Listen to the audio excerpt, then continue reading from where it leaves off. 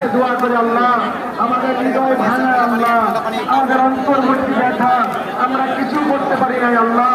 তুমি আমাদের এই সমর্থনকে কবুল করো, ফিলিস্তিনকে স্বাধীন করো, ইহুদিদেরকে আল্লাহ তুমি ধ্বংস করে দাও, ইসরায়েলকে তুমি ধ্বংস করে দাও।